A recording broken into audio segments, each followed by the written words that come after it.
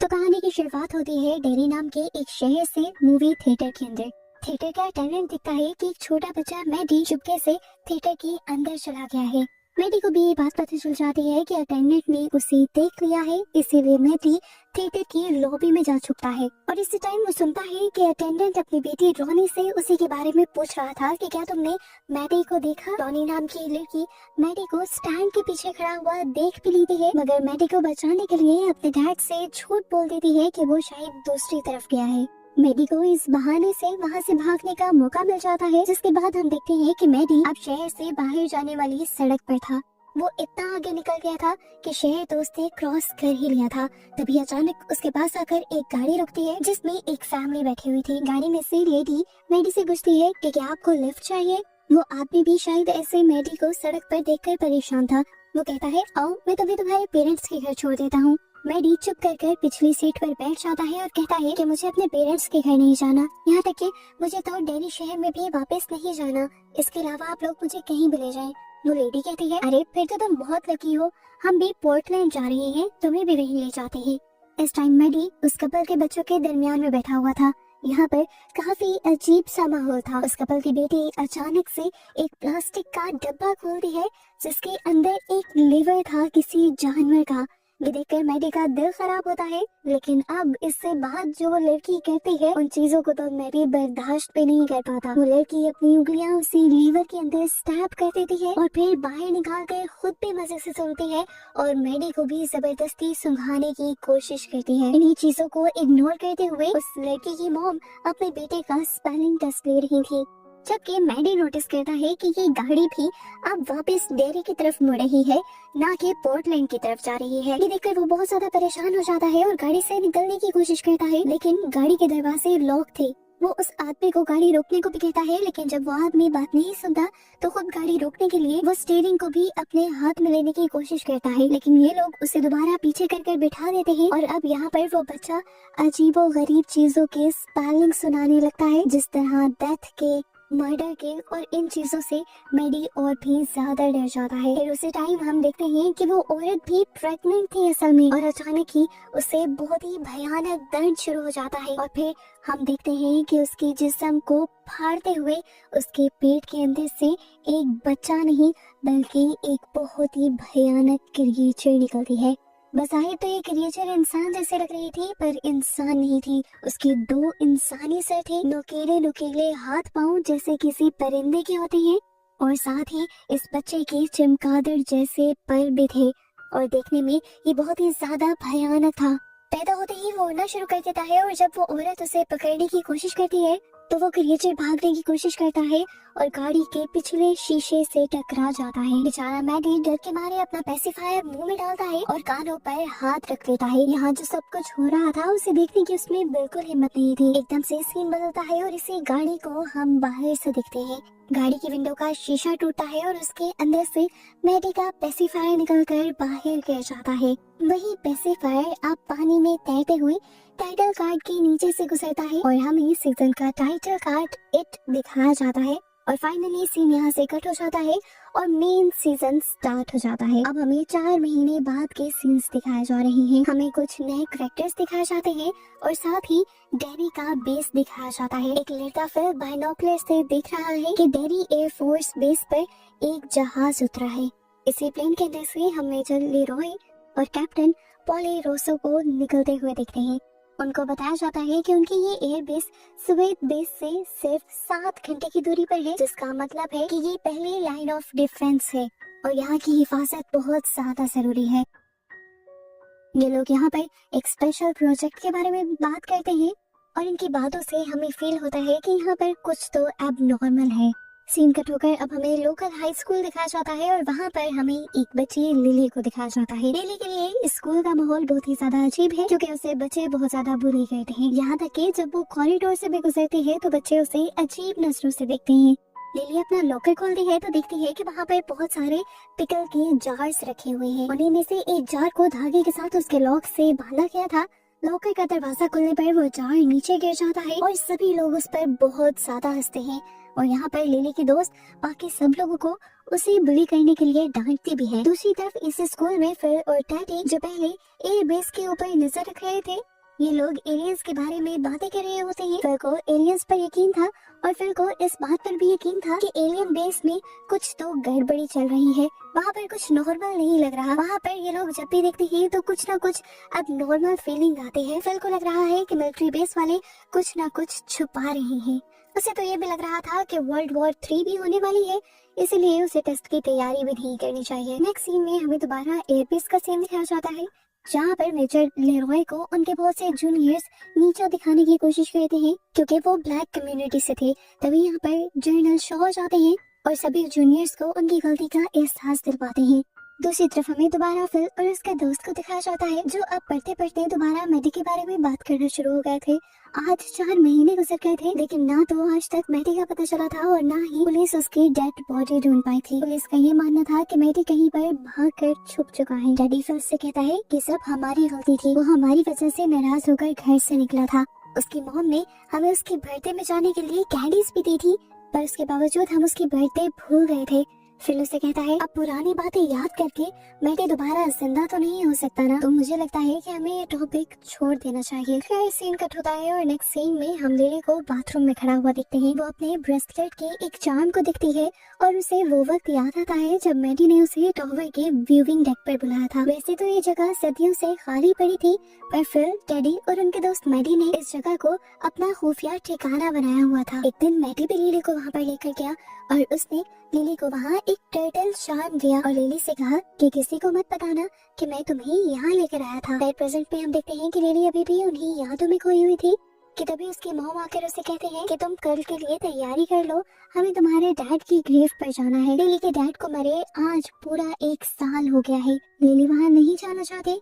तब उसकी मॉम उससे कहती है कि तुम्हें बहादुर बनना होगा, सिर्फ तुम ही इस दुनिया में अकेले दुखी नहीं हो। बहुत से लोगों को बहुत बड़े बड़े दुख हैं, लेकिन वो अपनी लाइफ को नॉर्मल जीते हैं। लिली के मॉम के जाने के बाद लिली बाथटब भरने के लिए नल खोलती है तो अचानक उसे ड्रेन के अंदर से मैडी की आवाज सुनाई देती है। वो वही गाना गा रहा था जो इस सीजन के स्टार्ट में सुनाई दे रहा था। ये आवाज पहले तो लिली को डरा देती है, लेकिन फिर लिली को लगता है कि मैडी सीवर में फंस गया है। लिली चिल्लाती है, मैडी मैडी, और उसे घर आने को भी कहती है। तब मैडी जवाब में कहता है कि वो लोग मुझे घर आने नहीं दे रहे। ये सुनकर लिली कंफ्यूज हो जाती है और अचानक हम देखते हैं कि ड्रेन से कुछ खून में भरी हुई उंगलियां बाहर निकलती है और इस सब को देखकर लिली बहुत ज्यादा डर जाती है। सीन कट होता है और हम अगले दिन लिली को स्कूल में देखते हैं तो अपनी फ्रेंड को ये सब कुछ बताती है कि किस तरह उसे ड्रेन में से मैडी की आवाज सुनाई दी थी और फिर उसने खून से भरी हुई उंगलियां भी देखी। उसकी फ्रेंड मार्ज को यकीन नहीं आता, क्योंकि वो लिली की पुरानी दोस्त थी और जानती थी कि लिली कभी झूठ नहीं बोलती, इसीलिए उसे भरोसा करना पड़ता है। इस टाइम मार्ज लिली को समझाती है कि तुम किसी और से ये बात मत शेयर करना, वरना लोग तुम्हें बेवकूफ समझेंगे। वैसे भी तुम्हारे बारे में पहले भी स्कूल में बहुत सारे रूमर्स हैं, लोग तुम्हें साइको समझते हैं। तुम समझ रही हो ना मेरी बात? इस टाइम तो लिली खामोश हो जाती है, लेकिन शाम होते ही लिली, फिल और टेडी यानी मैडी के दोस्तों से उसे टॉवर के व्यूइंग डेक पर मिलती है। वो पहले मैडी के मरने के बारे में बात करते हैं और फिर लिली उन्हें कल वाला सब कुछ बता देती है। पर मर्ज की तरह फिल और टेडी भी उसकी बातों पर यकीन नहीं करते। दूसरी तरफ मेजर लेरॉय जनरल शॉ से ऑफिस में मिलते हैं। यहाँ पर इनकी खुफिया बातों से हमें ये सीक्रेट पता चलता है कि लेरॉय को डेरी इसलिए बुलाया गया था ताकि वो अपना कोरियन वॉर वाला काम खत्म कर सके। शॉ चाहते हैं कि लेरॉय आर्मी के नए B-52 जेट का टेस्ट करे और जरूरत पड़ने पर दुश्मन पर हमला करे। दूसरी तरफ हमें टेडी को दिखाया जाता है जो अपनी फैमिली के साथ जब डिनर कर रहा होता है, तभी अचानक वो अपने डैड से सवाल करता है कि क्या कोई बच्चा किडनैप होने के बाद जमीन के नीचे कैद कर रखा जा सकता है। उसकी पूरी फैमिली सवाल पर बहुत ज्यादा शौक हो जाती है और उसके डैड उसे ऐसे सवाल करने से मना करते हैं और उसे समझाते हैं कि हमारे बड़े बुजुर्गों ने बहुत बड़े बड़े दुख झेले हैं, उन्होंने हॉलोकॉस्ट भी देखी है, यानी बहुत से लोगों को एक ही टाइम पर कत्ल होते देखा है और तुम्हारा तो बस एक दोस्त गायब हुआ है। तुम ज्यादा दिन तक उसके सदमे में नहीं रह सकते और तुम्हें दोबारा नॉर्मल होना पड़ेगा और अपनी पढ़ाई पर तवज्जो देनी पड़ेगी। टेडी बेचारा खामोश होकर अपने रूम में आ जाता है और कॉमिक बुक पढ़ने लग जाता है। एकदम से उसके पास रखा हुआ लैंप फ्लिकर करने लगता है और फिर उसके बाद बंद हो जाता है। कुछ देर अंधेरे के बाद जब लाइट वापस आती है तो सीन बहुत ही ज्यादा भयानक होता है। टेडी देखता है कि उसके लैंप का शेड बिल्कुल भर चुका है उनके जूइश लीडर्स के कटे हुए चेहरों से। टेडी डर के मारे उस लैंप को टांग मारकर नीचे गिरा देता है और डर के मारे बेड से नीचे उतरकर टेबल के नीचे छुप जाता है। वो लैंप भी अब लड़खड़ाता हुआ उसकी तरफ आ जाता है और अचानक ही लैंप पर बने हुए चेहरे जोर जोर से उससे बातें करने लगते हैं। डर के मारे टेडी अपना चेहरा छुपा लेता है और जोर से चीख मार देता है। दोबारा से लाइट बंद हो जाती है और लैंप वापस घसीटते हुए नाइट स्टैंड पर वापस आ जाता है। इसी टाइम पर उसका भाई इस रूम का दरवाजा खोलता है और टेडी को डर के मारे टेबल के नीचे छुपे हुए देखकर उसे यकीन नहीं आता कि ये उसी का भाई है, क्योंकि टेडी का भाई अपने आप को बहुत ज्यादा बहादुर समझता था। खैर अगले ही दिन टेडी जाकर अपने दोनों दोस्तों से मिलता है, यानी फिल से और लिली से, और उन्हें वो सारी बात बताता है जो रात में उसके साथ हुई थी। इस मर्तबा भी बात करते हुए वो वॉमिट करने लगा था, लेकिन अच्छी बात थी कि इस मर्तबा उसके दोस्त उसकी बातों पर यकीन कर रहे थे। ये तीनों मिलकर फैसला करते हैं कि ये लोग मैडी की केस को खुद इन्वेस्टिगेट करेंगे और मैडी को ढूंढने की कोशिश करेंगे। वो लोग लाइब्रेरी में जाकर अब न्यूज इकट्ठी करने लगते हैं और केस से रिलेटेड सभी इंफॉर्मेशन लेने लग जाते हैं। फिल की छोटी बहन भी इनके साथ होती है। इस टाइम न्यूज को पढ़ते हुए इन्हें एक आर्टिकल मिलता है जिसमें लिखा हुआ था कि एक 12 साल की बच्ची और उसके डैड ने आखिरी मर्तबा मैडी को देखा था। आर्टिकल के एंड पर ये लोग पढ़ते हैं कि पुलिस ने मैडी को मरा हुआ बता दिया है और उसके मरने की रीजन वो होमिसाइड बता रहे हैं, यानी घर वालों की वजह से उसने सुसाइड कर ली है, ऐसा पुलिस वाले कह रहे हैं। पर पता नहीं क्यों ये तीनों बच्चे जानते हैं कि या तो मैडी जिंदा है या किसी मुश्किल में है, या फिर मैडी के गुमने के पीछे एक बहुत बड़ा राज छुपा है। इसीलिए ये तीनों रोहनी के घर जाने का फैसला करते हैं, जिसने कहानी के स्टार्ट पे मैडी को बचाया था अपने डैड से। ये लोग जब रोनी को आकर बताते हैं कि हम आपसे मैडी के बारे में सवाल करने आए हैं, तो मैडी गुस्से से उन्हें घर से जाने को कहती है, क्योंकि पुलिस पहले ही उनके डैड पर मर्डर का इल्जाम लगा चुकी थी। ये लोग यहाँ से उदास होकर जाने लगते हैं और लिली अपने दोस्तों को वो गाना सुनाने लगते हैं जो रोज ड्रेन के अंदर से मैडी की आवाज में उसे सुनाई देता है। ये गाना ऐसा था कि ज्यादा लोगों ने नहीं सुना हुआ था।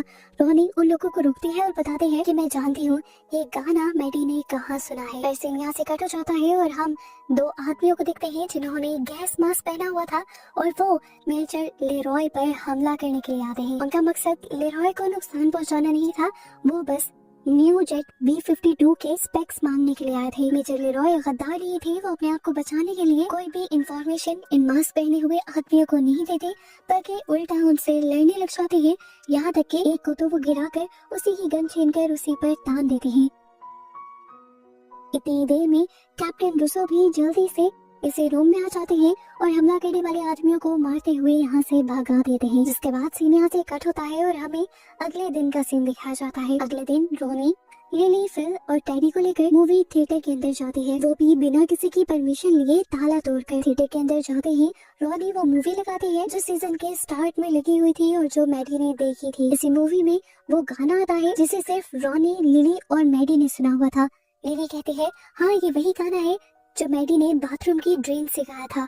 अभी वो लोग बातें कर रहे थे कि अचानक बच्चों को इसी स्क्रीन पर मैडी नजर आने लगता है, पर बहुत ही अजीब अंदाज में। मैडी ने कपड़े में लिपटा हुआ एक बच्चा पकड़ा हुआ था। ये बच्चे समझ जाते हैं कि स्क्रीन के अंदर की दुनिया वो नहीं है जो इन्हें दिखाई जा रही है। वो समझ गए कि वो स्पिरिचुअल दुनिया है और ये असल दुनिया है। बच्चे मैडी को इनकरेज करने लगते हैं कि मैडी उस दुनिया से निकलकर, स्क्रीन से निकलकर इस असली दुनिया में आ जाओ, पर मैडी असली दुनिया में आने से इनकार कर देता है। वो पहले अपना सर उस बच्चे के अंदर छुपा लेता है और जैसे ही सर ऊपर करता है तो उसके चेहरे पर बहुत ही भयानक और घिनौनी मुस्कुराहट होती है। मैडी अब उस बच्चे को जोर से स्क्रीन की तरफ फेंकता है और हैरानकुन तौर पर वो बच्चा स्क्रीन फाड़ कर बाहर भी निकल आता है। स्क्रीन से बाहर निकलते ही ये बच्चा उड़ने लग जाता है और हम देखते हैं कि ये बच्चा असल में वही क्रिएचर थी जो सीजन के स्टार्ट में पैदा हुई थी।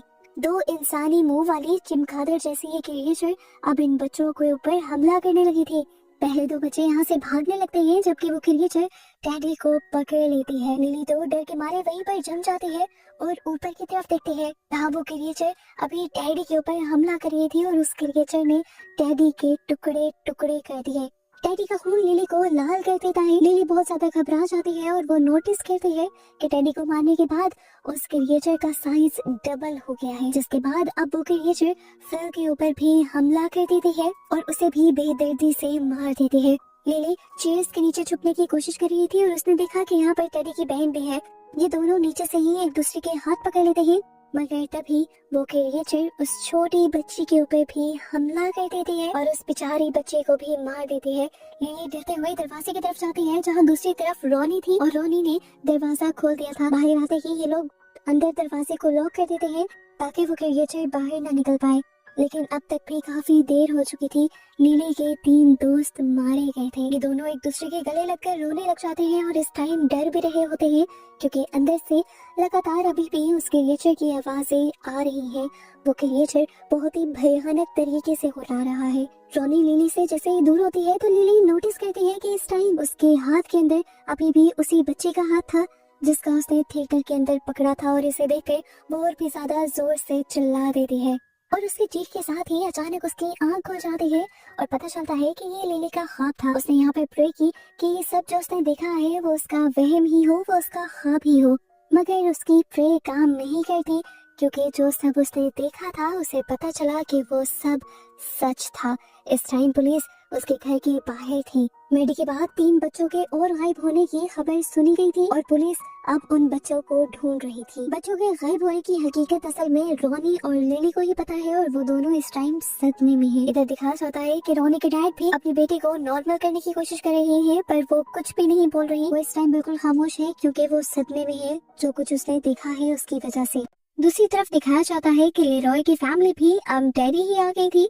लेरॉय का बेटा विल नए घर के लिए बहुत ज्यादा एक्साइटेड था, लेकिन इस शहर में आकर उसे अजीब सा डर महसूस होने लगा था। लेरॉय मजाक में अपनी बेटी को टेलीस्कोप देकर कहता है कि तुम इससे नेबर्स की जासूसी कर लो, लेकिन विल भी बहुत ही समझदारी से इनकार कर देता है। दूसरी तरफ हमें हाई स्कूल में दिखाया जाता है कि हालात बहुत ज्यादा खराब है, बच्चों में बहुत ज्यादा डर भी है और लिली भी अभी तक स्कूल नहीं आ रही, जबकि लिली की एक ही दोस्त, वो भी अब मशहूर होने के लिए अजीब सी लड़कियों के ग्रुप का हिस्सा बन गई है और उनके साथ मिलकर बाकी बच्चों का उन्हीं की तरह मजाक उड़ाती है।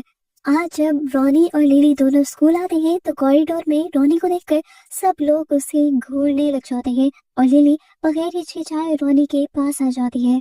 लिली की पुरानी दोस्त मर जाकर उसे अपने ग्रुप की तरफ लेकर जाने लगती है, लेकिन अब लिली अपना हाथ छुड़वा लेती है, क्योंकि उसे अब किसी ग्रुप की परवाह नहीं थी। उसके दोस्त मर चुके थे और अब उसे सिर्फ रोनी के साथ रहना था, क्योंकि वही थी जो उसका दुख समझ सकती थी। मेजर लेरॉय का बेटा विल भी इसी स्कूल में आता है और उसका पहला दिन बहुत ही बुरा गुजरता है, क्योंकि यहाँ पर सभी लोग मिलकर उसे बहुत ज्यादा बुली करते हैं। लेकिन यहाँ विल को भी एक लड़का मिल ही जाता है जो उससे हमदर्दी करता है और उसे बुली करने वाले लोगों से बचा लेता है। फिर सीन कट होता है और दूसरी तरफ हमें मेजर लेरॉय को दिखाया जाता है, जिन्हें पता चला है कि पिछली रात उन पर हमला करने वाले कोई गद्दार या जासूस नहीं थे, बल्कि उनकी अपनी ही आर्मी के लोग थे जो लेरॉय के ब्लैक होने की वजह से उन्हें पसंद नहीं करते थे। इसके बाद सीन कट होकर हमें रोनी को दिखाया जाता है। जब वो सो रही थी तो अचानक डर उसकी आंख खुल जाती है, उसका दम घुटने लगता है, क्योंकि अब उसका कंफर्टर किसी इंसानी खाल में बदल गया था और उसके बेड की इर्द गिर्द इतना जोर से लिपट गया था कि रोनी अंदर घुटने लगी थी। ये एनवायरनमेंट इस तरह खून से भर जाता है कि जैसे इस टाइम रोनी किसी के जिस्म के अंदर है। एकदम से ही ये खाल फटती है और रोनी की मॉम अंदर आ जाती है और अजीब अंदाज में रोनी से कहती है कि मेरी मौत की जिम्मेदार भी तुम हो और उन बच्चों की मौत के जिम्मेदार भी तुम हो। इस टाइम ऐसा लगता है कि रोनी अपनी मॉम के पेट के अंदर है और रोनी की एम्ब्रिकल कॉर्ड कोई खींच लेता है और खींचने वाला है एक मॉन्स्टर जो इस टाइम रोनी को खाने वाला था। इस भयानक पीली आंखों वाले काले मॉन्स्टर को देखकर रोनी बहुत ज्यादा डर जाती है और जोर से चिल्लाती है और प्रेजेंट में दिखाया जाता है कि वो सब चीजें यहाँ से गायब हो गई थी। उसकी चीख सुनकर उसके डैड यहाँ पर आते हैं और उन्हें लगता है कि रोनी ने एक बुरा ख्वाब देखा है, पर रोनी जानती थी कि यहाँ पर जो कुछ भी हुआ था वो सच में हुआ था और रोनी बहुत ज्यादा डर चुकी थी। सीन कट होकर दूसरी तरफ हमें 3 मिलिट्री ऑफिसर्स को दिखाया जाता है जो पुलिस के साथ मिलकर किसी चीज की इंटेरोगेशन कर रहे थे, पर लोकल पुलिस उन्हें अपनी इस इंटेरोगेशन का हिस्सा नहीं बनाती, उन्हें निकाल देती है। लेकिन उसके बावजूद भी छुपकर ये लोग पुलिस पर नजर रखते हैं और जिस साइट पर पुलिस इंटेरोगेशन के लिए खुदाई कर रही थी काफी देर तक छुप कर वहां नजर रखते हैं। लेकिन तभी अचानक एक ऑफिसर की तबीयत खराब होने लगती है, ऐसे जैसे किसी एनर्जी ने उनके ऊपर कोई असर कर दिया था। यहाँ एक ट्विस्ट रिवील होता है कि पुलिस और मिलिट्री डेरी शहर को इसीलिए इम्पोर्टेंट समझ रही है क्योंकि हमेशा से जंग के वक्तों में डेरी शहर का इम्पोर्टेंट रोल रहा है। और अब पुलिस और फौज दोनों को लगता है कि शहर के नीचे कोई ऐसी एनर्जी या ताकत है जो उन्हें नुकसान पहुंचा रही है या पहुंचा सकती है, और उसी के लिए ये सब मिलकर इंटेरोगेशन कर रही है। यहाँ तक कि जगह जगह डेरी में खुदाई भी चल रही है। दूसरी तरफ हमें दिखाया जाता है कि रॉनी और लिली दोबारा स्कूल में मिलती हैं और एक दूसरे से अपने दोस्तों के मरने के बारे में बात करते हैं। पुलिस अभी भी उनके दोस्तों के लिए इन्वेस्टिगेशन कर रही थी पर उनको कोई सुराग नहीं मिल रहा था। रॉनी लिली से कहती है कि तुम्हें पुलिस को सब बता देना चाहिए, पर लिली कहती है रॉनी मेरी बात समझने की कोशिश करो, मैं ऐसा नहीं कर सकती। मेरी पास्ट मेडिकल हिस्ट्री है, मेरी मेंटल हेल्थ अच्छी नहीं थी, मुझे लोग साइको समझते थे और अगर इस तरह की कोई भी बात मैंने उन लोगों के सामने कर दी तो वो मेरी बात पे यकीन करने के बजाय मुझे दोबारा से साइको समझने लगेंगे और मेंटल हॉस्पिटल वापस भेज देंगे। इसी दौरान हम देखते हैं कि पुलिस स्कूल में आ जाती है और लिली को ले जाती है। लिली से इन्वेस्टिगेशन शुरू हो जाती है। लिली उन्हें कुछ बताना नहीं चाह रही थी पर ये लोग लिली के डर का फायदा उठाते हैं और अपने अल्फाजों को घुमाते हुए उससे बहुत से सवाल करते हैं, उस पर दबाव डालते हैं और फिर उसके दिए गए जवाबों का अपना ही मतलब निकाल लेते हैं और एक स्टेटमेंट बनाकर उसकी वजह से रॉनी के डैड को अरेस्ट कर लेते हैं उन बच्चों के मर्डर के इल्जाम में।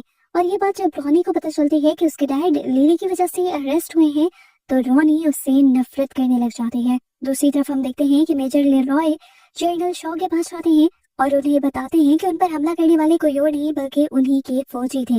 ये बात सुनकर जनरल शॉ बिल्कुल हैरान नहीं हुए थे और इस बात से लेरॉय को गुस्सा आ गया था। शॉ लेरॉय को समझाते हैं देखो वो हमला हमारे प्लान का हिस्सा था, हमने तुम्हारी बहादुरी चेक करने के लिए तुम पर हमला करवाया था और अब हमें तुम्हारी बहादुरी पर और तुम्हारी ईमानदारी पर यकीन हो चुका है और इसीलिए मैं अब तुम्हें एक सीक्रेट मिशन का हिस्सा बनाना चाहता हूँ। ये कहते हुए वो उन्हें खुफिया बेस की तरफ ले जाते हैं। वो बताते हैं कि स्वेत, कुबान और यूएस ये तीन मुल्क सिर्फ एक ही चीज को ढूंढ रहे हैं और वो एक सदियों पुरानी ऐसी ताकत है जो अपना खौफ हर जगह फैलाए रखती है और हमें स्वेत और कुबान से पहले उस चीज को खुद ढूंढना है। दूसरी तरफ हमें लिली को शॉपिंग करते हुए दिखाया जाता है। हम देखते हैं कि उसकी दिमागी हालत दोबारा से खराब हो गई है। शॉपिंग करते हुए उसे अपने इर्द गिर्द अजीब आवाजें सुनाई देती हैं, यहाँ तक कि उसे मरे हुए लोग भी दिखाई देते हैं। यहाँ के सीरियल बॉक्सेस पर उसे अपने दोस्तों की पिक्चर्स दिखाई देती है और यहाँ तक कि पिकल के जार के अंदर उसे उसके डैड का सड़ा हुआ मुंह दिखाया जाता है जो उस पर इल्जाम लगा रहा था कि अपने दोस्तों की मौत के जिम्मेदार तुम हो। ये सब देखते हुए लिली जोर जोर से चिल्लाने लग जाती है, यहाँ तक कि उसके हाथ से पिकल का जार गिर भी जाता है। इस टाइम वो अपने होश में नहीं थी। जब उसे होश आया तो उसने देखा कि लोग उसके इर्द गिर्द हैरत से देख रहे थे उसे। यहाँ पर जैसे कोई तमाशा लग रहा था। सभी लोग समझ गए थे कि लिली दोबारा से साइको हो चुकी, इसलिए लिली को दोबारा साइकेट्रिक हॉस्पिटल भेज दिया जाता है। सीन कट होता है और हमें कुछ फौजियों को दिखाया जाता है जो डिगिंग साइट पर है। यहाँ से खुदाई करते हुए इन्हें एक कार मिलती है जिस कार के अंदर अभी भी कुछ ह्यूमन स्केलेटन्स थे। ये कार लगभग 1930s की थी। इस कार के मिलने की वजह से मिलिट्री के लोगों को लगता है कि ये लोग उस एंशिएंट पावर के बहुत ज्यादा करीब आ चुके हैं जिसे ये लोग ढूंढ रहे हैं। ये लोग खुश हो रहे थे, हालांकि इन्हें डरना चाहिए क्योंकि जो ताकत सदियों से सो रही है वो जब उठेगी तो बहुत बड़ी तबाही फैलाएगी और इस चीज का इनको बिल्कुल अंदाजा नहीं है। एकदम से सीन्स यहाँ से फ्लैशबैक में जाते हैं और हमें 1930s के कार्निवल का सीन दिखाया जाता है जहाँ पर जनरल शॉ का हमें छोटा वर्जन दिखाया जाता है। यानी वो वक्त दिखाया जाता है जब जनरल शॉ बहुत ज्यादा छोटे थे। कार्निवल में वो एक मिरर वाले मेज के अंदर फंस जाते हैं, यानी मिरर्स लगे हुए एक ऐसे कमरे में फंस जाते हैं जो भूल भुलैया जैसा था। बाहर निकलने का इन्हें रास्ता नहीं मिलता और यहीं पर आता है एक अजीब सा बूढ़ा सा आदमी जिसकी एक आंख थी और दूसरी आंख वो अपने हाथ में पकड़े हुए था। शॉ बहुत ज्यादा डर जाते हैं और आखिर उन्हें यहाँ से बाहर जाने का भी रास्ता मिल जाता है और भागते हुए वो अपने डैड से टकरा जाते हैं। वो अपने डैड को सारी बात बताते हैं पर उसके डैड उन पर यकीन नहीं करते और इस टाइम उन्हें एक स्लिंग शॉट देते हैं और मजाक में उसे कहते हैं कि अगर अब तुम इस तरह की चीज देखो तो इस स्लिंग शॉट से अपनी हिफाजत कर लेना। खैर जब छोटे शॉ और शॉ के डैड घर जा रहे होते हैं तो अचानक से उनकी गाड़ी खराब हो जाती है। वहाँ पर शॉ से मिलती है एक छोटी लड़की जो पानी बेच रही थी। शॉ उस लड़की से पानी लेता है और पानी के बदले उसे अपनी स्लिंग शॉट दे देता है। वो लड़की उन्हें अपने ग्रुप के पास ले जाती है। उस लड़की का ग्रुप जंगल में मजे से खेल रहा था और शॉ भी उन्हीं बच्चों के साथ खेलने लग जाता है। खेलते खेलते उसे इतना मजा आने लगा था कि अब वो जंगल की तरफ भागने लगा था। रोज यानी वो बच्चे उसे पकड़ रही थी, लेकिन अचानक से वो रुक जाती है और शॉ से भी कहती है कि आगे मत जाओ शॉ, आगे गहरा जंगल है, हम वहां नहीं जाते। शॉ से पूछता है क्यों। इससे पहले कि रोज कोई जवाब देती, जवाब खुद चलकर उसके सामने आ जाता है। कार्निवल में जो एक आंख वाला आदमी उसे दिखा था, वही एक आंख वाला आदमी यहाँ पर भी था, जो एकदम से अपनी टांगों को बड़ा करके अपने आप को एक भयानक मॉन्स्टर में बदल लेता है और शॉ के पीछे पड़ जाता है। इस टाइम हैरत से इन चीजों को देखने का टाइम नहीं था। शॉ अपने आप को बचाने के लिए यहाँ से भागने लग जाता है। वो क्रिएचर इनके पीछे पीछे था और वो रोज को पकड़ भी लेता है। रोज उस क्रिएचर को एक पत्थर मार कर अपने आप को और शॉ को बचाते हैं, जिसके बाद ये लोग जंगल से बाहर निकल आते हैं और फिर सीन भी यहीं से कट होकर हमें प्रेजेंट में लिली को दिखाया जाता है। लिली इस टाइम साइकेट्रिक हॉस्पिटल में है और यहाँ पर वो बिल्कुल खुश नहीं, क्योंकि पूरा दिन इस हॉस्पिटल में से पेशेंट्स की अजीबोगरीब आवाजें आती रहती हैं। दूसरी तरफ हम देखते हैं कि रोनी के डैड से अभी भी इन्वेस्टिगेशन चल रही थी और पुलिस उन्हें डराने के लिए कहते हैं कि तुम्हारे खिलाफ तो गवाहों ने भी साइन कर दिए हैं, यानी गवाही दे दी है कि उन्होंने देखा है कि तुमने ही मर्डर किया है। लेकिन इस सबके बावजूद भी रोनी के डैड पुलिस को कुछ नहीं बताते, क्योंकि जब उन्होंने कुछ किया ही नहीं था तो वो क्या बताते। डिग्नी साइड पर मिलिट्री को पता चलता है जो कार उन्हें मिली थी स्केलेटन से भरी हुई, उसका ताल्लुक उस एंशिएंट पावर से दूर दूर तक नहीं है।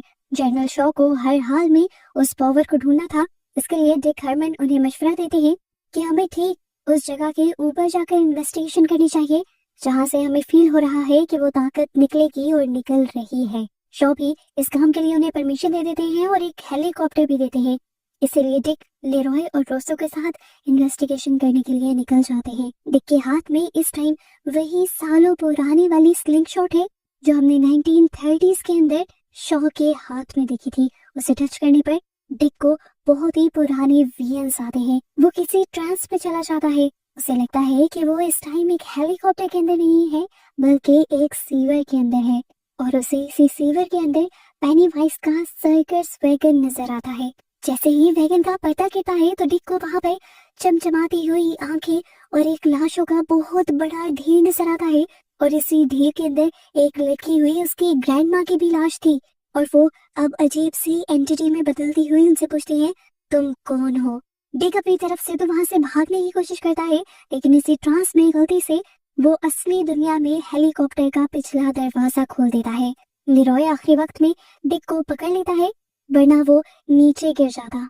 अपना मिशन पूरा करने के बाद डिक जब शॉ के पास आता है तो वो शॉ को कहता है कि हम उस चीज को नहीं खोदेंगे और हमें डिगिंग बंद कर देनी चाहिए, क्योंकि वो ताकत बहुत ही ज्यादा खतरनाक है। उस ताकत के ऊपर होने पर उस ताकत ने पूरी तरह मेरे माइंड पर कब्जा कर लिया था और मैं मरते मरते बचा हूँ। डिक शॉ को वार्न करता है कि अगर उन्होंने उस सोर्स को खोदकर बाहर निकाल लिया तो यहाँ पर बहुत बड़ी तबाही हो सकती है। पर शॉ कोई बात मानने वाले थे। सीन कट होकर हमें दोबारा स्कूल के बच्चों को दिखाया जाता है। पता चला है कि लिली स्कूल वापस आ चुकी है और वो रोनी से माफी भी मांगती है और उसे प्रॉमिस भी करती है कि वो पुलिस को सब सच बता देगी और उसके डैड को बाहर निकलवा लेगी। और इस काम में वो लेरॉय के बेटे विल की भी हेल्प मांगते हैं। विल का दोस्त भी इनके ग्रुप का हिस्सा बन जाता है और इन्हें आइडिया देता है कि उन्हें कुछ ऐसा करना चाहिए जिसकी वजह से वो ईवल दोबारा बाहर निकल आए जो बच्चों को मार रहा है, और इन्हें फिर उस ईवल की वीडियो बनाकर सबको सबूत देना चाहिए। दूसरी तरफ हमें शहर की मीटिंग दिखाई जाती है। मिलिट्री वाले शहर वालों से बात करना चाहते हैं और यहीं पर हम बूढ़ी रोज को देखते हैं जो अपने बेटे को कहती है कि तुम पुलिस वालों को उस ताकत के बारे में कुछ भी नहीं बताओगे। कुछ देर बाद हम देखते हैं कि शॉ 50 साल बाद रोज के पास जाता है, क्योंकि रोज ने उनके शहर में डिगिंग करने की परमिशन नहीं दी थी। रोज नहीं चाहती थी कि वो ईवल एनर्जी बाहर निकल आए, पर शॉ से झूठ बोलता है कि वो सिर्फ पेनी के पाइप्स के लिए वहां पर जगह साफ कर रही है और उसे कंसेंट पेपर साइन कर देने चाहिए। रोज इस शर्त पर मान जाती है कि वो डिग करने वाले लोगों को बताएगी कि कौन सी जगह को नहीं खोदना। दूसरी तरफ हम मिलिट्री ऑफिसर डिक को देखते हैं जो अपने कलीग लेरॉय के घर जाते हैं। यहाँ उन्हें लंच करते हुए बहुत मजा आता है और वो साथ ही लेरॉय को एक शॉक कर देने वाली बात ये भी बताते हैं कि उनके पास थर्ड आई पावर है, यानी वो ऐसी चीजों को भी देख सकते हैं जो नॉर्मल इंसान नहीं देख सकते। और कुछ इंसान तो उन चीजों के इस दुनिया में होने पर बिलीव भी नहीं करते, जैसे सोल्स और एंटिटीज। दूसरी तरफ अब हमें उन चारों बच्चों को दिखाया जाता है जो अपने प्लान पर काम कर रहे थे और रोनी के डैड को बचाने के लिए सबूत इकट्ठे कर रहे थे। इन्हें पता था कि यहाँ पर कोई तो इविल एनर्जी है जो उन बच्चों को गायब कर रही है। उसी इविल एनर्जी को इन्होंने बुलाना था, इसीलिए ये लोग ग्रेवयार्ड के अंदर कैंडल्स जलाकर बैठ जाते हैं। रिच कुछ इंचेंटिंग्स करने लग जाता है, ये भी कुछ होली वर्सेस पढ़ने लग जाता है। लेकिन पहले पहले यहाँ पर कुछ भी नहीं होता। रोनी को लगता है कि ये सब तमाशा है, इसीलिए वो लिली को लेकर जैसे ही यहाँ से जाने लगती है तो तब रिवील होता है यहाँ का असली सच।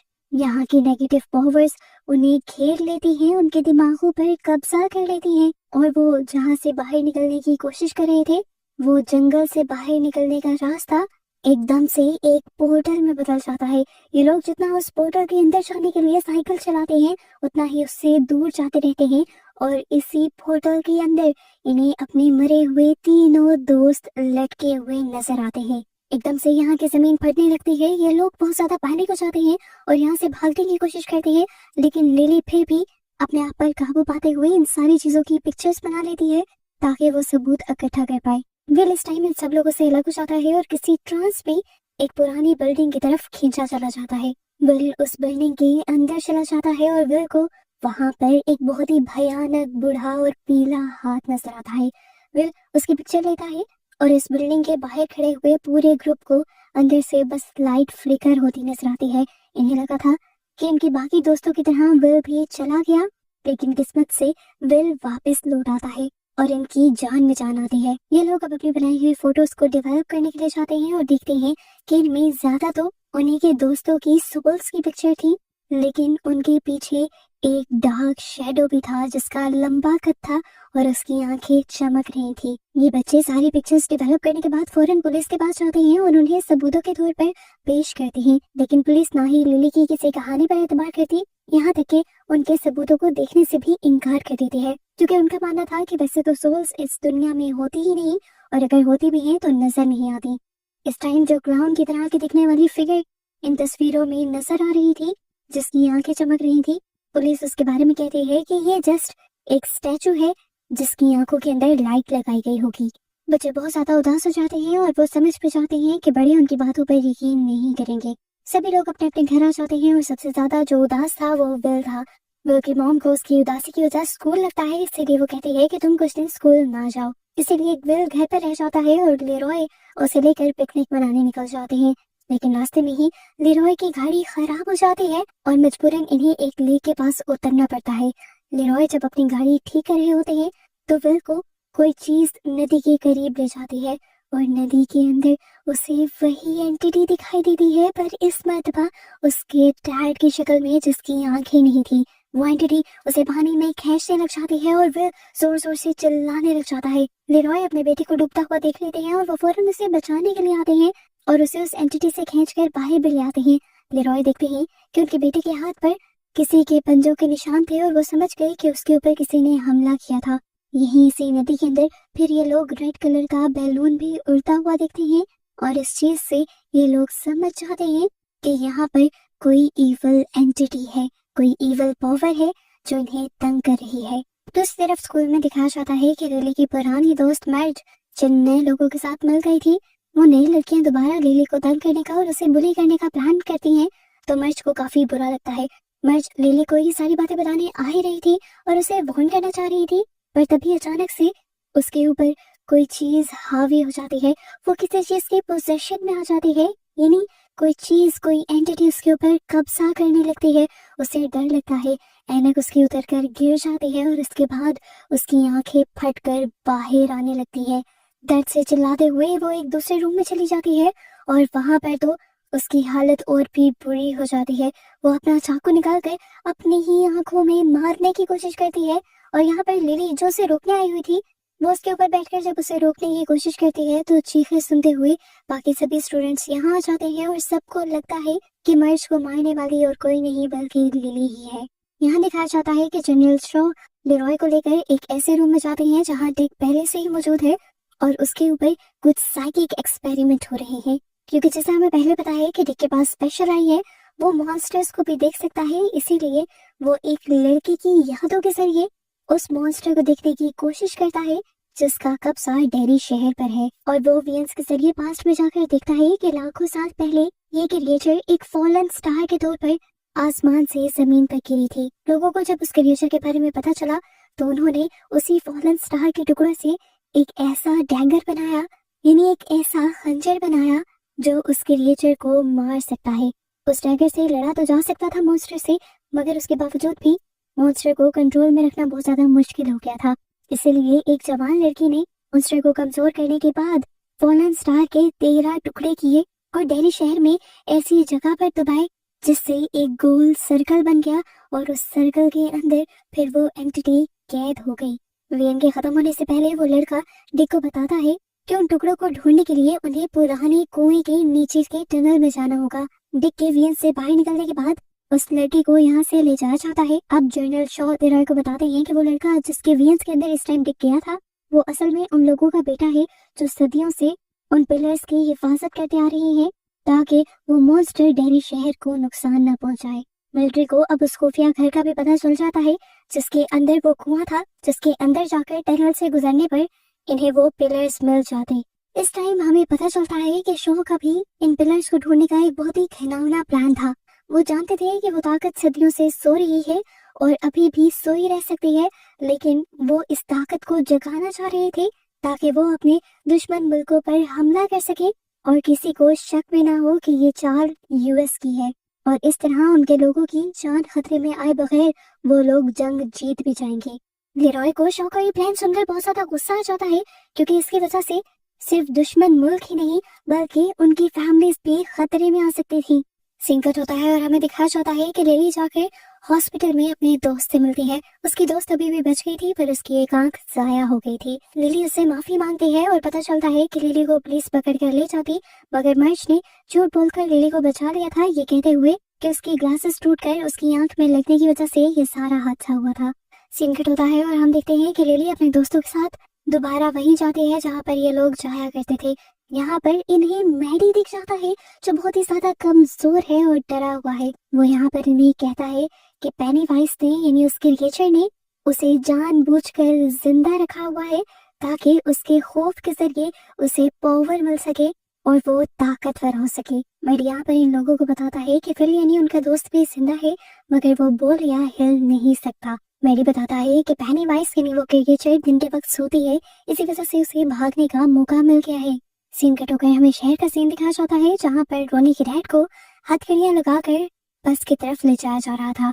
तभी वहाँ पर अचानक हंगामा शुरू हो जाता है और कोई उस आदमी के ऊपर हमला करने की कोशिश करता है क्योंकि उसे लग रहा था कि उसके बेटे को रोनी की डैड ने मारा है। जिसके बाद सीन यहाँ से कट होता है और दूसरी तरफ जनरल शो रोज से मिलते हैं जो शो को बताती है कि उनको वो पुरानी यादें वापस आ रही है जो किसी दवाइयों की वजह से उनकी चली गई थी। उन्हें बताती है कि मुझे उस क्रिएचर के बारे में बहुत अच्छे से याद है, वो बहुत ही खतरनाक है। मुझे ये पता है कि उसे कंट्रोल तो किया जा सकता है, लेकिन अगर उसका इस्तेमाल हम दूसरों को नुकसान पहुंचाने के लिए करेंगे तब हम लोग जरूर खतरे में पड़ेंगे, क्योंकि मैं जानती हूँ फिर उसे कंट्रोल करना मुश्किल हो जाएगा। तुम अगर उसे किसी को बर्बाद करने के लिए इस्तेमाल करोगे तो वो तुम्हें भी बर्बाद कर देगा।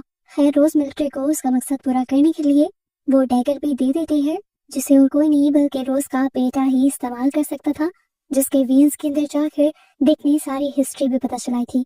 ये लोग अब उस डैगर को लिए उस टनल के अंदर चले जाते हैं और यहाँ से होता है असली खतरनाक सफर शुरू। दूसरी तरफ लिली भी अपने सभी दोस्तों को वहीं इकट्ठा करती है जहाँ पर वो मिलते थे। मैडी भी अब सीवर से निकलकर यहाँ पर वापस आ जाता है और इन सबसे कहता है कि तुम्हें वहाँ सीवर के अंदर बाकी लोगों को बचाने के लिए नहीं जाना चाहिए।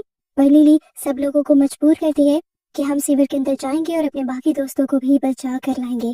जाने से पहले लिली सबको अपनी मॉम की एंजाइटी पिल्स देती है ताकि सब लोग अपने ऊपर काबू पा सके। एक तरफ से तो फौज उस टनल के अंदर जा रही थी, दूसरी तरफ से हम देखते हैं कि ये बच्चे भी इसी टनल के अंदर आ चुके हैं। टनल के अंदर जाते ही पेनीवाइज यानी वो क्रिएचर इन सब बच्चों के सामने इनके डर ले आता है, ताकि इनके डर से वो खुद को स्ट्रॉन्ग कर पाए और इन बच्चों को अलग कर दे। ये बच्चे अलग अलग हो भी जाते हैं और इनके वियंस इन्हें डराने लगते हैं।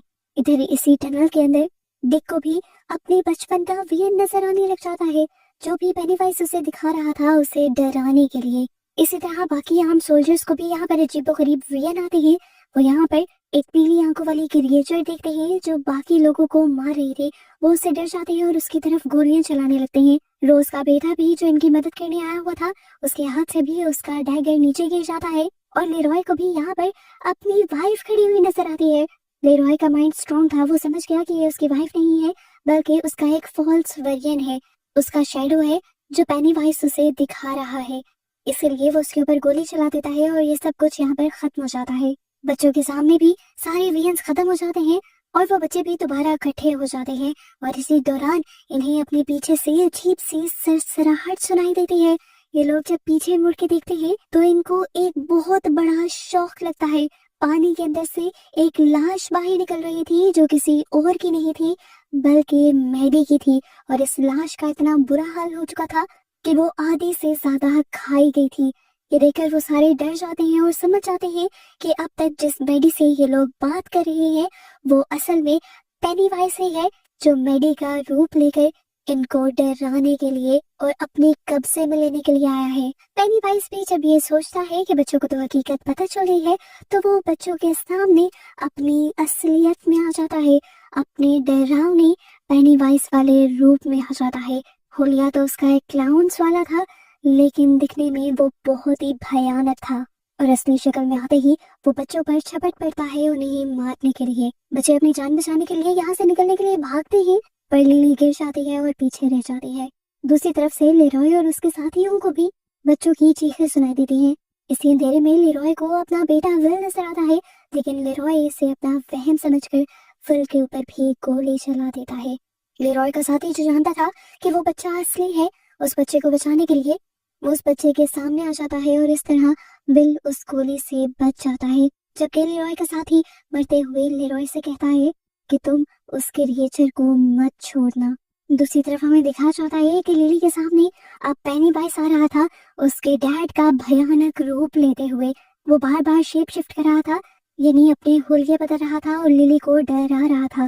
पहले तो वो लिली के डैड की शक्ल में आता है, फिर अपना चेहरा म्यूटेट कर लेता है और भयानक बना देता है। आधा चेहरा ऐसे कर देता है कि जैसे उसकी आंखें, नाक सब कुछ टेढ़ा मेढ़ा है। इसे देखकर लिली जब और ज्यादा डर जाती है तो वो अपने हजारों दांत निकालते हुए लिली की तरफ उसे मारने के लिए बढ़ता है, पर अचानक ही रुक जाता है क्योंकि पानी के अंदर वही डैगर चमक रहा था जो उसे मार सकता था, जिससे पेनीवाइज डरता था। लिली भी उस डैगर को देख लेती है और अच्छा मौका समझते हुए उस डैगर को वहां से उठा लेती है। सीन कट होकर हमें दिखा जाता है कि लेरॉय और उसकी बची हुई टीम अब टनल से वापस आ गई थी और उनका इंटरव्यू लिया जा रहा था। लेरॉय ने सब कुछ बता तो दिया था, पर अब वो और इस मिशन का हिस्सा नहीं बनना चाहता था। टनल के अंदर उसने अपने बेटे पर गोली चलाई थी। किस्मत से उसका बेटा तो बच गया, लेकिन उसका अच्छा साथी उसकी वजह से अब मारा गया है और वो और ज्यादा अब इस मिशन का हिस्सा नहीं बनना चाहता। वो बस अपनी फैमिली और अपने दोस्तों को बचाना चाहता है। दूसरी तरफ हम दोबारा टनल का सीन देखते हैं। जैसे ही लिली ने वो डैगर उठाया था, पेनीवाइज उसकी चमक देखकर डरते हुए यहाँ से गायब हो गया था। यहाँ पर हमें डिक को भी दिखाया जाता है जो काफी देर से जंगल में फंसा हुआ था, बहुत ही मुश्किल से जंगल से बाहर निकलता है और इस टाइम हम देखते हैं कि वो बहुत ही ज्यादा थका हुआ है। अचानक ही चलते हुए उसके सामने उसका कलीग आ जाता है, वही कलीग जिसे लेरॉय ने मार दिया था। एकदम से डिक नोटिस करता है जो बचपन में उसके ग्रैंडपा और ग्रैंडमा ने उसे बॉक्स दिया था, वो रोशनी के साथ खुल जाता है और पता चलता है कि इसके अंदर वो एविल एनर्जी थी जिससे हमेशा डिक डरता था और जिसकी वजह से डिक के पास थर्ड आई आई थी। उसके ग्रैंडमा और ग्रैंड मॉम ने उस एनर्जी को इस बॉक्स के अंदर बंद कर दिया था, पर अब वो भी खुल गई है। अब सीन कट होता है और हमें पास्ट का 1935 का एक पागल खाने का सीन दिखाया जाता है। यहाँ पर एक नर्स आकर एक बच्ची को उठाती है और उसे खुफिया जगह ले जाकर कहती है कि तुम्हें उस रेड बैलून का पीछा करते हुए उसे पकड़ कर लाना है। वो बच्ची जैसे ही बैलून का पीछा करती है तो सामने पेनीवाइज आ जाता है और सीन यहीं से कट हो जाता है। प्रेजेंट में हम देखते हैं कि लेरॉय अपने साथी की मौत की वजह से बहुत ज्यादा डिस्टर्ब है और वो इसका सारा गुस्सा विल पर निकाल रहा है। लेरॉय से कहता है कि तुम्हारी वजह से मेरा दोस्त मारा गया है, और उसके जवाब में विल कहता है कि जिस तरह आपने अपने दोस्तों को अकेला छोड़ दिया था, मैं कभी अपने दोस्तों को अकेला नहीं छोड़ूंगा। उसकी बात सुनकर लेरॉय को गुस्सा आ जाता है और वो अपने बेटे विल को थप्पड़ मार देते हैं और विल रोते हुए यहाँ से भाग जाता है। लेरॉय को जिस वक्त अपनी गलती का एहसास होता है, उस वक्त तक विल उनसे बहुत दूर जा चुका था। यहाँ पर हम देखते हैं कि लिली अपने फ्रेंड्स को वो डैगर दिखाती है जिसकी वजह से पेनीवाइज उससे डरकर उसके पास से दूर भाग गया था। लिली सबसे कहती है कि मुझे लगता है कि हमें वापस सीवर के अंदर जाना चाहिए और इस डैगर की मदद से पेनीवाइज को हमेशा के लिए खत्म कर देना चाहिए। उसकी बातें सुनकर रोनी बहुत ज्यादा डर जाती है और लिली की बात मानने से इनकार करती है, ये कहते हुए कि लिली इस तरह सबकी जान को खतरे में डाल रही है। इस तरह इन दोनों के दरमियान में लड़ाई शुरू हो जाती है। लिली उसे यकीन दिलवाती है कि वो किसी को मारना नहीं चाहती, पर इनकी बहस बहुत ज्यादा बढ़ जाती है। रिच, उनका दोस्त, उनकी इस बहस को खत्म करने की भी कोशिश करता है लेकिन नाकाम रहता है और इसका रिजल्ट ये होता है कि ग्रुप टूट जाता है और ये लोग अलग अलग हो जाते हैं। दूसरी तरफ हमें डिक को दिखाया जाता है जो उसी पुरानी बिल्डिंग के अंदर गया है जहाँ से उस खुफिया टनल का रास्ता निकलता है, लेकिन अब हम देख रहे हैं कि उसकी मेंटल स्टेट यानी दिमागी हालत ठीक नहीं है। काफी टाइम से वो सोया नहीं है और उसे हर जगह अब मरे हुए लोग नजर आ रहे हैं। यहाँ पर हमें दिखाया जाता है कि लेरॉय दोबारा डिक से मदद मांगने के लिए जाता है उसी खुफिया बिल्डिंग के अंदर, लेकिन अब डिक उसकी मदद करने से इनकार कर देता है और कहता है कि उनकी मदद करने की वजह से उसके साथ बहुत बुरा हो गया है। उसकी थर्ड आई जो उसकी ग्रैंडपा और ग्रैंड मॉम ने बंद कर दी थी, वो थर्ड आई उसकी खुल चुकी है और अब उसे जगह जगह मरे हुए लोग नजर आ रहे हैं और उसे तंग भी कर रहे हैं। सीन कट होकर हमें लिली को दिखाया जाता है जो इस टाइम स्कूल में थी और अकेली बैठी हुई थी। उसके पास अभी भी वो डैगर था और उसे इस टाइम अजीबोगरीब विजन आ रहे थे कि जिससे उसके डेस्क के अंदर से वो मॉन्स्टर निकल रहा है। गुस्से में वो उस डैगर को डेस्क के ऊपर स्टैब कर देती है और जब वो होश में आती है तो देखती है कि सब उसे और से घूर रहे थे। उसे जब कुछ समझ नहीं आता तो वो क्लास से बाहर निकल जाती है। इस सब के बाद ये सारे दोस्त जाकर दोबारा ब्लैक स्पॉट पर मिलते हैं, यानी वहीं पर जहाँ से पेनीवाइज की तरफ जाने का रास्ता था, लेकिन यहाँ लिली नहीं आती क्योंकि लिली इस टाइम अपने ही मिशन पर है। वो असल में पेनीवाइज का सच जानना चाहती है। इस टाइम वो अपनी मॉम के एक पुराने घर में चली जाती है और वहाँ एटिक से उसे कुछ बहुत ही पुरानी पिक्चर्स मिलती हैं और इन पिक्चर्स से उसे एक घिनौनी सच्चाई ये पता चलती है कि इनग्रिड यानी उसकी अपनी मॉम ही ग्रेवयार्ड में जाकर प्रीविंकल बनकर बच्चों का पीछा करती थी ताकि पेनीवाइज उनके सामने आ सके। ये जानकर लिली टूट जाती है और अपनी मॉम से पूछती है कि आपने ऐसा क्यों किया, तो वो बताती है कि असल में मेरे डैड सर्कस के जोकर थे। जोकर बनकर वो सर्कस में डांस किया करते थे और उनका नाम भी पेनीवाइज था। मैं उनसे बहुत ज्यादा प्यार करती थी, पर फिर एक दिन परफॉर्मेंस के दौरान वो पर्दे के पीछे गए और कभी लौट कर नहीं आए। पुलिस ने भी उन्हें ढूंढने की बहुत कोशिश की पर नहीं ढूंढ पाई। मॉम तो मेरी पहले ही मर गई थी और इस तरह डैड के मरने के बाद मैं बिल्कुल अकेली हो गई। अपने गम को कम करने के लिए मैं असाइलम में जॉब करने लगी और असाइलम के बच्चों से मुझे पता चला कि असाइलम में पेनीवाइज आता है। ये सुनकर मुझे बहुत खुशी हुई। मुझे लगा कि मेरे डैड वापस आ गए, लेकिन वो रोज नहीं आते थे। उनकी एक झलक को देखने के लिए मैं कई अरसे तक तरसती थी और फिर मुझे पता चला कि वो तो बच्चों को लेने के लिए यहाँ आते हैं। फिर मैं रोज उन्हें देखने के लिए एक बच्चे को एक खुफिया जगह ले जाने लगी जहाँ से वो बच्चा गायब हो जाता था, पर मुझे पेनीवाइज की एक झलक दिख जाती थी। वो कब जानती थी कि ये वाला पेनीवाइज असल में एक इविल क्रिएचर है, ना कि उनके डैड।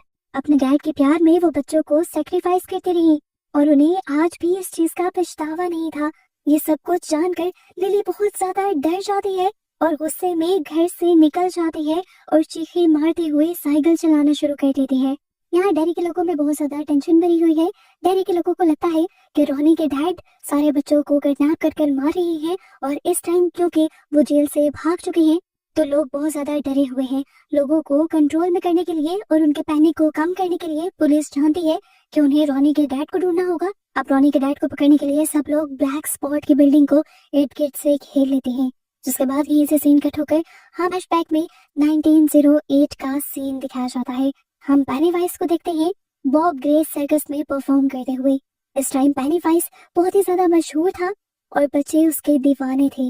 अपने परफॉर्मेंस खत्म करने के बाद जैसे ही पेनीवाइज वापस अपने रूम के अंदर जाता है तो उसे एक अजीब सा बच्चा मिलता है जो टेढ़े मुंह के साथ पेनीवाइज से कहता है कि क्या तुम मेरे पेरेंट्स को ढूंढने में मेरी मदद करोगे। पेनीवाइज नाम का वो जोकर मान जाता है और उसके पीछे जंगल में चला जाता है उसके मॉम डैड को ढूंढने के लिए, लेकिन उसके बाद वो कभी वापस नहीं लौटता। पुलिस वाले सब लोग उसके लिए इन्वेस्टिगेशन करते हैं, लेकिन किसी को भी पेनीवाइज फिर दोबारा नहीं मिलता।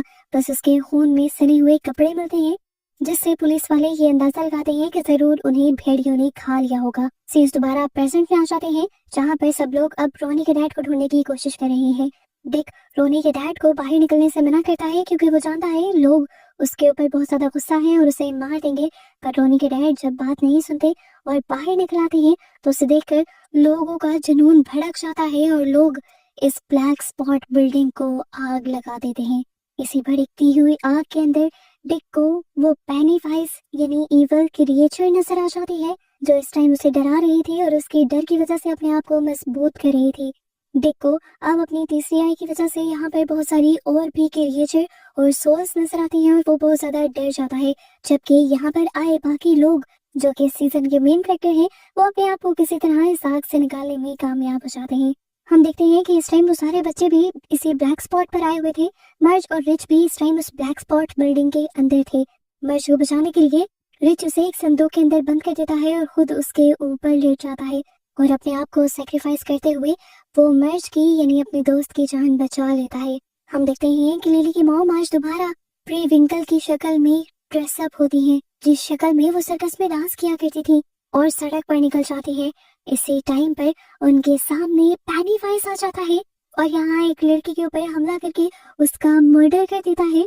पर लिली की मॉम बस चुप करके ये सब कुछ देखती रह जाती है और यहाँ पर लिली की मॉम को एहसास हो जाता है कि जिस पेनीवाइज को वो अपना समझ रही थी वो पेनीवाइज कोई इंसान नहीं बल्कि एक शैतान था और उसके अपने तो इस दुनिया से जा चुके थे। इस शैतान ने बस पेनीवाइज वाला हुलिया लिया हुआ था जिसकी वजह से वो काफी अरसे तक उसके दिमाग से खेलता रहा और उससे बच्चों का सैक्रिफाइस लेता रहा। इस टाइम पेनीवाइज को भी समझ आ जाता है कि लिली की मॉम उसकी असलियत जान गई है, इसीलिए वो भी उस लड़की को अपना असली रूप असली ताकत दिखाकर बहुत ज्यादा डरा देता है। इस ताकत के असर के बाद लिली की मॉम बस जिंदा तो रह जाती है लेकिन पागल हो जाती है। आगे पूछने के बाद हमें दिखाया जाता है कि मर्ज भी ब्लैक स्पॉट से जिंदा बाहर निकल आई थी, लेकिन अब वो बहुत ज्यादा ट्रॉमाटाइज थी।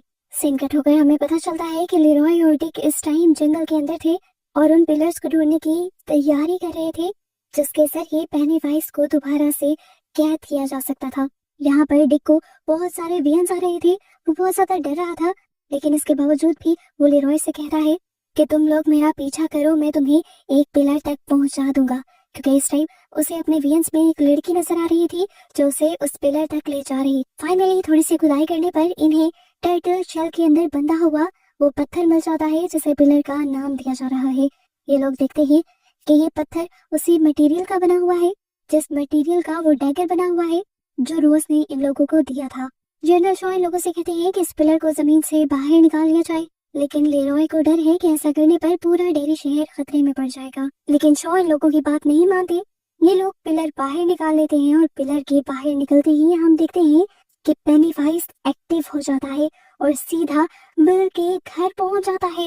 विल के घर जाते ही वो जोर से चीख मारता है और विल रोशनी के अंदर डूब जाता है और उसकी आंखें बिल्कुल सफेद पड़ जाती हैं, जिसका मतलब था कि उसने विल को अपने कब्जे में ले लिया।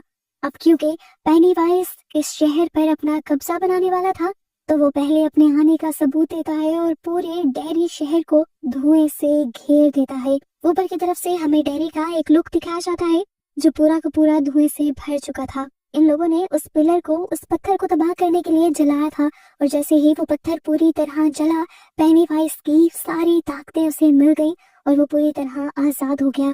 हम देखते हैं कि ये धुआं तेजी से हाई स्कूल की तरफ बढ़ रहा था और अब पेनीवाइज स्कूल के इंटरकॉम का इस्तेमाल करते हुए प्रिंसिपल की आवाज में सब बच्चों से कहता है कि सभी बड़े बच्चे इस स्कूल से बाहर निकल जाएं और सभी छोटे बच्चे जिम के अंदर इकट्ठा हो जाएं। इसकी वजह से जिम के अंदर 100 से ज्यादा बच्चे इकट्ठे हो जाते हैं। हम देखते हैं कि अचानक से स्पॉटलाइट प्रिंसिपल के ऊपर गिरती है, पर अब प्रिंसिपल जिंदा नहीं थी।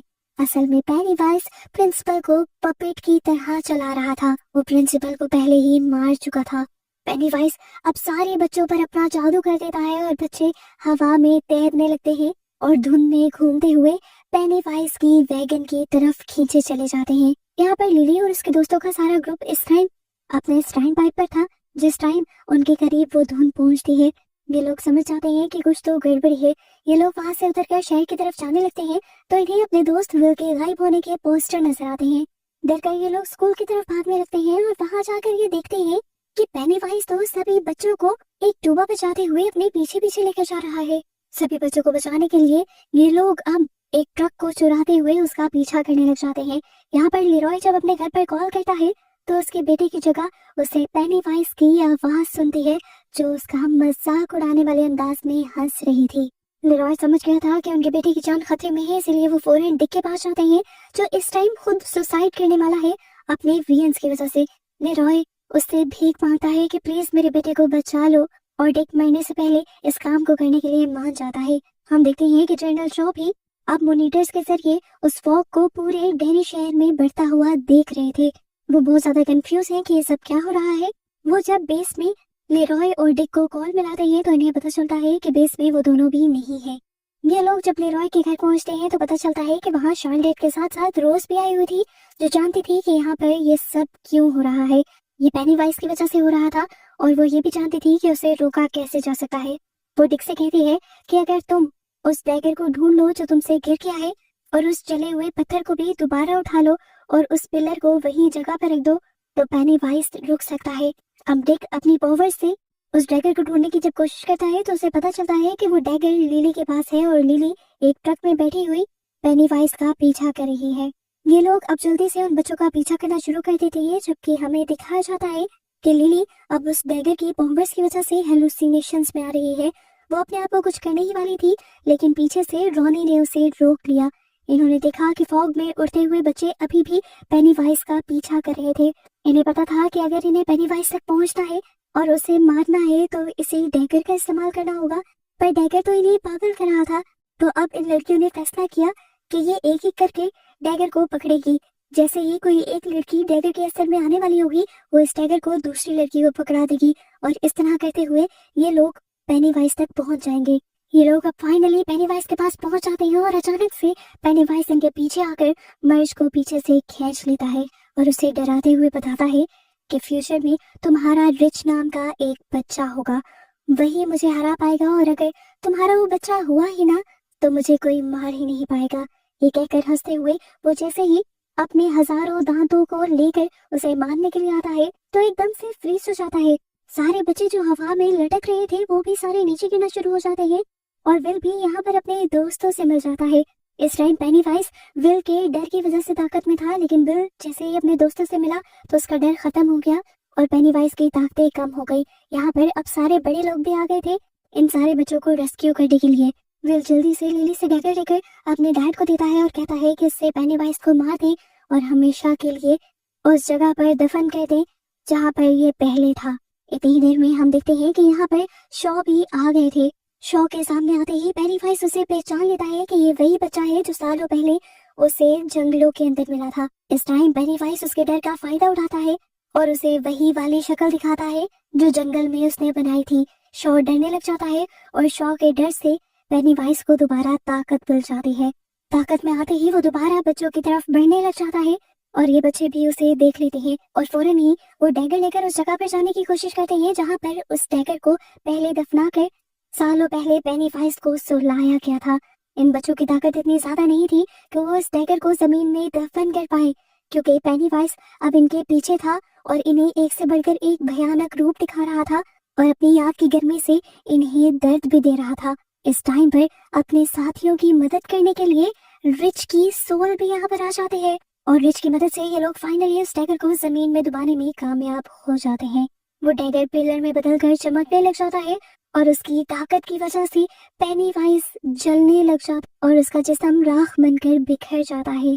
इस टाइम बच्चे अपने दोस्त की सोल को लास्ट टाइम देखते हैं और बहुत ज्यादा रोते हैं। जितना इन लोगों को पेनीवाइज के मरने की खुशी थी, उतना ही रिच के मरने का दुख भी था। सीन कट होकर हमें रिच का फ्यूनरल दिखाया जाता है, जहाँ डिक देखता है कि रिच इस वक्त भी अपने मॉम डैड के पीछे था और काफी सुकून में था। डिक जाकर उसके मॉम डैड को बताता है कि रिच बहुत सुकून में है और ये सुनकर उसके मॉम डैड खुश हो जाते हैं। जिंदगियां इन सब की दोबारा नॉर्मल होना शुरू हो जाती है। लिली की जिंदगी से भी सारे डर खत्म हो जाते हैं और वो खुद अब अपनी डैड की ग्रेव पर जाती है। लीरॉय की पूरी फैमिली अब डेरी में ही रुकने का फैसला करती है ताकि वो इस शहर की हिफाजत कर सके। सीजन के पोस्ट क्रेडिट सीन में हमें 26 साल आगे का सीन दिखाया जाता है। हम लिली की मॉम को देखते हैं जो एक बच्चे को देखते हुए मुस्कुराती है और कहती है कि डेरी में जो भी मरता है वो हमेशा के लिए इस दुनिया से नहीं जाता। उसकी ये बात इशारा थी कि पेनीवाइज हमेशा के लिए मरा नहीं था और वो दोबारा वापस आ सकता था। और आकर वो अब क्या तबाही फैलाएगा, इसी मिस्ट्री के साथ ये सीजन यहाँ खत्म हो जाता है।